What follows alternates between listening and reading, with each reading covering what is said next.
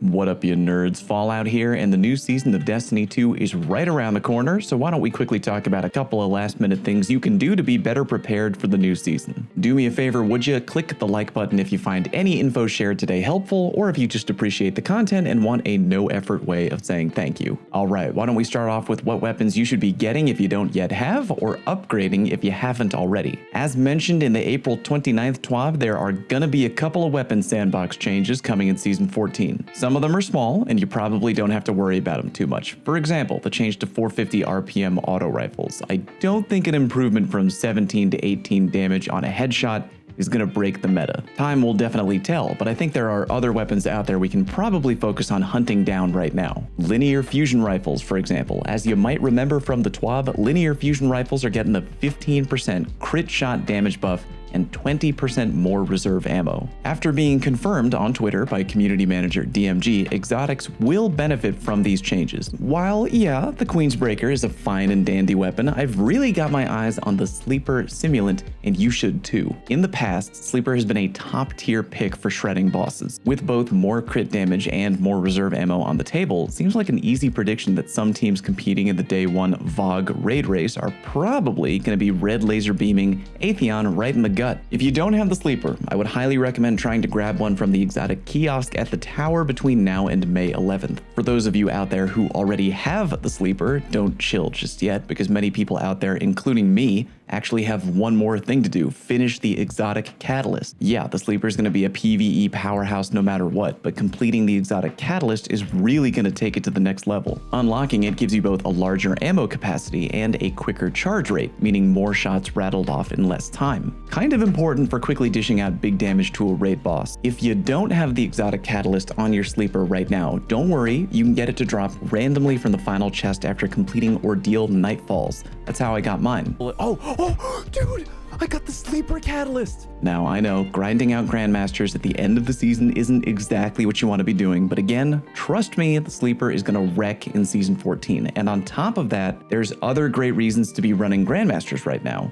More on that later. Another linear fusion rifle you're going to want to have ready to go is the Threaded Needle, aka the legendary LFR you can get from doing Battlegrounds. The Needle probably won't hit as hard as the Sleeper, but it'll likely be a rock-solid backup weapon for raid DPS, and because it's legendary, it means you can pair it together with top-tier ad-clearing exotics like the Wither Horde. Threaded Needle comes with some damn fine perks. Vorpal Weapon lets you dish out 15% more damage per shot to boss-level enemies, which seems pretty natural for raid DPS. It also comes with Frenzy, which ain't half bad either, a 20% damage bonus by simply being in combat. By the way, if you were wondering, Bungie defines being in combat as either dealing or receiving damage for a length of 5 seconds. Not really too difficult to trigger, and big DPS potential. The Needle also comes with either Field Prep, Auto-Loading Holster, Rapid Hit, or Clown Cartridge. Field Prep is clutch for a beefed up ammo reserve and better reloading, all which translates to bigger, better DPS in a raid. Auto-Loading Holster is classic: put your gun away and damage the boss with some other weapon, and wait 3 seconds for your linear fusion rifle to auto-reload itself. Rapid Hit is going to pump up your stability and your reload speed, which again, great for DPS, and Clown Cartridge can randomly overfill the mag from reserves. Overall, yeah, I'm probably going to be looking more forward to rocking my Sleeper, but you better believe I'll have a Godroll Threaded Needle on standby. If you want to farm for a Godroll Needle, remember to visit the Helm at the tower and focus a few Umbral engrams. Just a few more weapon recommendations real quick before we ultimately move on to other ways to prepare for Season 14. For all you PvP players out there, the Mida Multi-Tool and the Last Word are getting significant buffs in Season 14, and they're likely going to wreck house right away. Mida's Catalyst is getting changed from Outlaw to the newly buffed No Distractions, now complete with shorter charge time and more flinch protection, and Last Word is getting buffed via the new and improved tweaks being made to the perk Hipfire Grip. The TLDR there being that Bungie is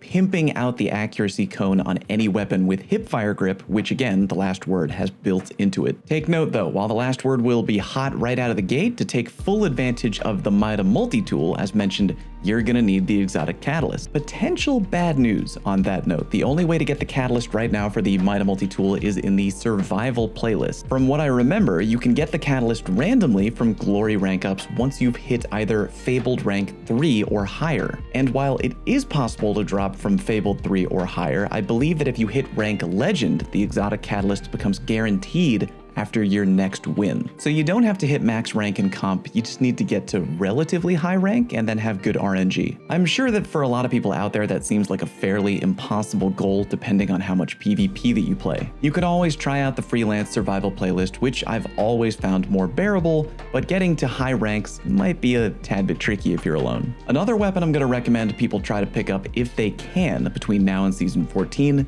the Retold Tail Shotgun. Bungie mentioned in their April 29th TWAB that while shotguns are going to be left alone at the beginning of Season 14, it's very likely that they're going to get a follow-up tuning later, mainly the two, quote, dominant shotguns in PvP, i.e. the Fellwinter's Lie and the God-rolled Astral Horizon. While I don't necessarily think it's currently on the same level as the Astral or the Fellwinter, a well-rolled Retold Tail is pretty damn good, and I'll absolutely be rolling with mine when the aggressive frame shotguns likely get kicked in the crotch. If you're looking for a God-rolled Retold Tail, I'd recommend doing the Shattered Throne dungeon and also completing the weekly Petra bounties that reward legendary gear and then turning them in while you're in the Shattered Throne dungeon. Due to a current glitch, you'll get dungeon reward loot for turning in those bounties if you do it within the dungeon. Naturally, as we get into Season 14, I'll do my best to update my weapon recommendations accordingly, so ring that goddamn notification bell to make sure you don't miss anything. Alright, moving right along, why don't we talk about some other ways to better prepare for Season 14 that might not involve weapon hunting or catalyst completion? How about claiming all of your Season Pass stuff? Not from the current season, mind you, but from last season, i.e. Season 12. Bungie has a link which I'll put down below in the video description that takes you to a page on their website that allows you to pick up unclaimed Season Pass rewards from last season. Every time I bring that up, I meet more and more people who never knew about that feature, so it's definitely worth checking out. You could have forgotten to pick up endgame materials, ornaments, armor, finishers, and a whole bunch of other neat stuff, so make sure you've picked up everything from Season 12 via that link, because once Season 14 hits, checking that link will only show you what you left behind in Season 13. It only goes one season back. That brings us to the current Season Pass rewards going on right now in Season 13. Same deal, make sure you're not forgetting to claim anything that might be able to help you out right now, or help you out at the beginning of Season 14. One notable exception you might want to hold off on though is legendary armor. I almost never pick up Season Pass armor from the current season. I wait until next season and then pull it forward from that Bungie link I showed you earlier. The reason why I do that is because all the armor you pull out of the Season Pass will drop at level, meaning it can be a really valuable tool in power leveling during a new season. For example, if you're trying to power level and all your armor is up to a certain power, but one piece is falling behind, go into your old season rewards and pull out that exact piece of armor that you need.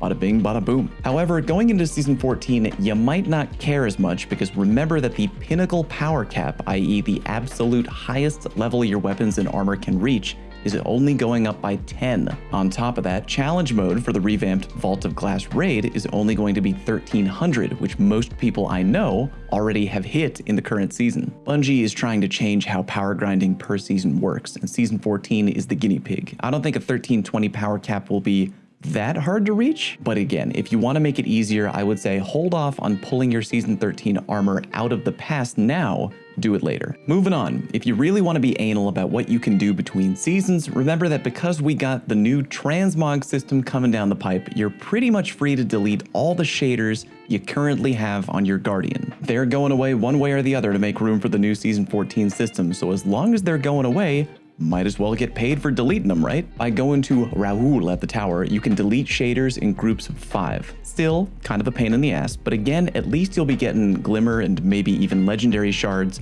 for every stack you delete. If you don't do this manually, you won't be getting that glimmer and legendary shards when the new transmog system drops. Speaking of things to do at the tower, make sure you pay a visit to Zavala, Shax, and even the Drifter to make sure you're not leaving any reputation rewards on the table. If you were to forget, you would pretty much be missing out on free enhancement cores, prisms, shards, and random gear. As you can see, I have a fair amount of engrams I gotta turn in from my boy Shax here. I should probably get on that. Next, we come to both material hoarding and bounty hoarding. In regards to bounties, it never hurts to have a few completed bounties laying around when the new season kicks off because it means instant easy XP. Make sure if you're going that route that you only turn in bounties when you're in a fire team. That way you take advantage of any group XP modifiers that may be on the season pass and definitely also have on a ghost equipped with the blinding light mod for maximum XP gainage. Remember, weekly bounties give the most XP, and you can get weekly bounties from Europa, the Cosmodrome, the Moon. Make sure you're focusing mainly on weekly bounties. If you've got any Iron Banner bounties laying around, by the way, it, hold on to them. Bungie told everybody 1 season ago that old Iron Banner bounties would not reward new loot in the new season, but I learned the hard way that was a flat out lie. I had multiple friends turn in old Iron Banner bounties at the beginning of season 13, and they got brand new weapons before Iron Banner was even out. So you better believe I'm holding on to these bounties. In regards to material hoarding, there's 2 things I recommend. One of them being sure to visit Big Daddy Spider at the Reef as often as you can. His inventory changes daily, and he remains a top tier way to stock up on planetary materials for a good price. The other thing I would recommend is running Grandmaster Nightfalls. I know, not something you want to hear, but the good news is that because we're at the end of the season, you can pick from a short list of Grandmasters, one of them being the Arms Dealer. It's no Lake of Shadows, but Arms Dealer is short and relatively easy to burn through, especially the boss fight. Doing Grandmasters is a great catch-up activity because it can reward people with not only enhancement prisms and ascendant shards,